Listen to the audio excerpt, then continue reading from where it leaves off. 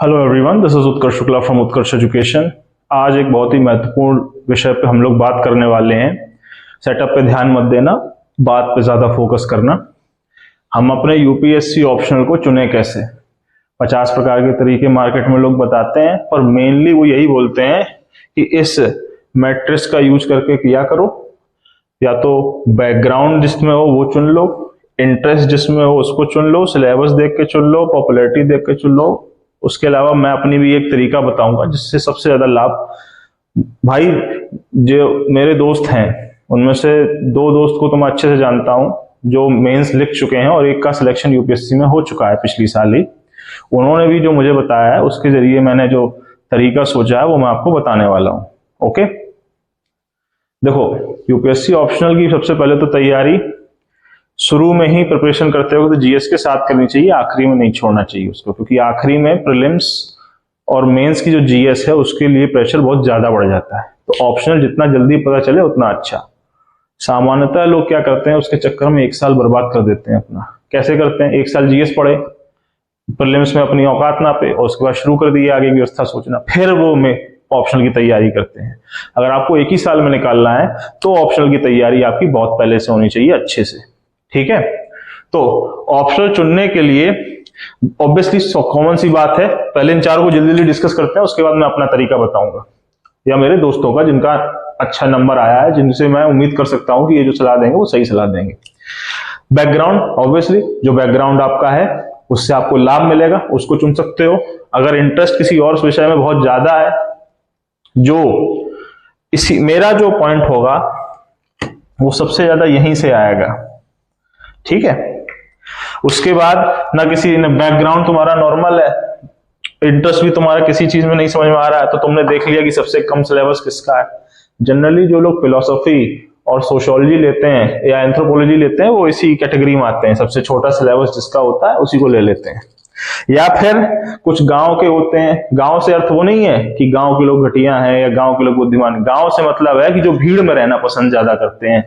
गांव के लोग अकेले नहीं रह पाते, गांव के लोग सामूहिक जमा व्यक्ति ज्यादा होते हैं, तो वो पॉपुलैरिटी के हिसाब से चले जाते हैं कि दोस्त यही ले रहे हैं, कोचिंग में से यही सजेस्ट किया जा रहा है, या रिसोर्सेज नहीं है तो इसी की कोचिंग उपलब्ध है। हालांकि अब तो वो दिक्कत है नहीं, ऑनलाइन है, किसी का भी कोर्स ले सकते हो। ठीक है, तो ये तो कभी नहीं करना है भाई। हर टॉपर जब बोल रहा है, हर सिलेक्शन वाला जब बोल रहा है, अभी यूपीएससी का रिजल्ट निकला है, उन सबके भी इंटरव्यू में देख ही रहा हूं, वो सब भी ये बोल रहे हैं कि पॉपुलैरिटी से कोई मतलब नहीं है। ठीक है, तो या तो बैकग्राउंड, इंटरेस्ट, सिलेबस। अगर बैकग्राउंड में इंटरेस्ट है तो और अच्छी बात है। अगर बैकग्राउंड में इंटरेस्ट नहीं है लेकिन बैकग्राउंड है बहुत तगड़ा, तो बैकग्राउंड को फोकस ज्यादा करना। देखो, always be logical about your preparation.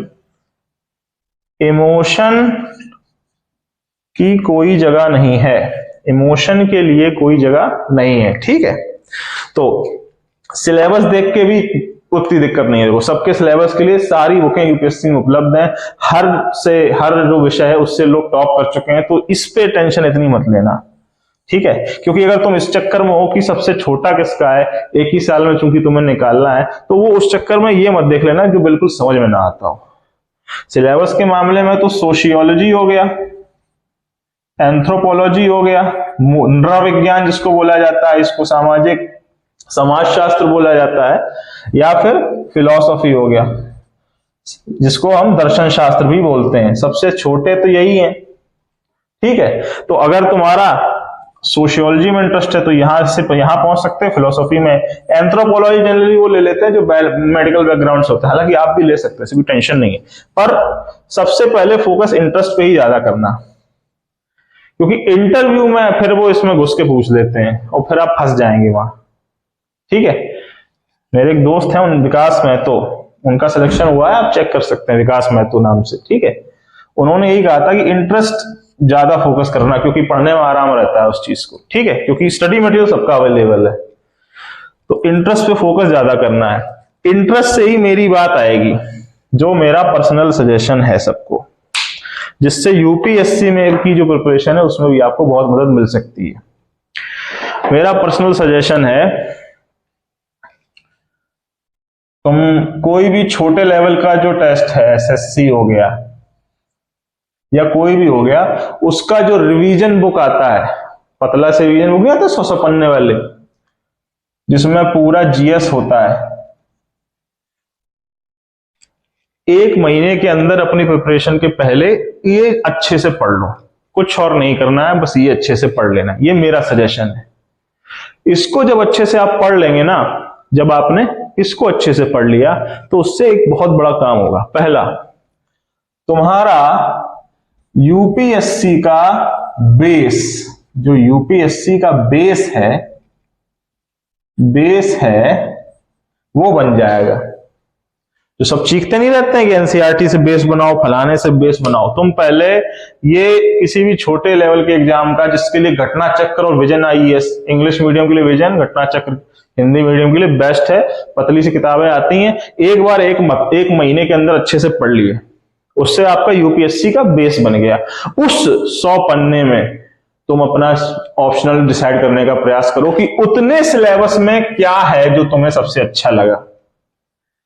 Personally मेरी सलाह है कि आप वहां से अपना ऑप्शनल ढूंढिए, 1 साल का पूरा जीएस पढ़ने का वेट मत करिए, ठीक है। 1 महीना लगेगा, 1 महीने में तुम्हारा यूपीएससी का बेस बन गया और ऑप्शनल के लिए सभी सिलेबस का ओवरव्यू भी पता चल गया। इसके बाद बस प्रीवियस पेपर उठाने हैं तुमको हर ऑप्शनल के, और बस देख लेना है कि किसके आपके माहौल अच्छे से बना। ये उनके लिए जिनको कुछ नहीं पता।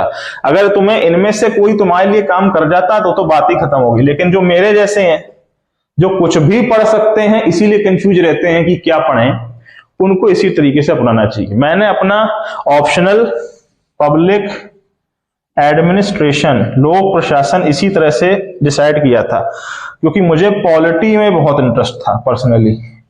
तो पॉलिटी से संबंधित 3 होते हैं, एक तो लॉ होता है, एक पब्लिक एड होता है और एक पॉलिटिकल साइंस होता है, ठीक है। 3 होते हैं। लॉ में मेरा नहीं था, बचे पॉलिटिकल और पब एड। तो इन दोनों में मुझे पब एड बहुत अच्छा लगा, तो मैंने ऑब्वियसली इसको चुन लिया। 1 ही महीने का प्रयोग है, करके देख लेना, बहुत लाभ मिलेगा, ठीक है। छोटा सा वीडियो था, प्लीज अगर इसी तरह की छोटी छोटी शॉर्ट ट्रिक्स आपको जाननी है, then subscribe my YouTube channel.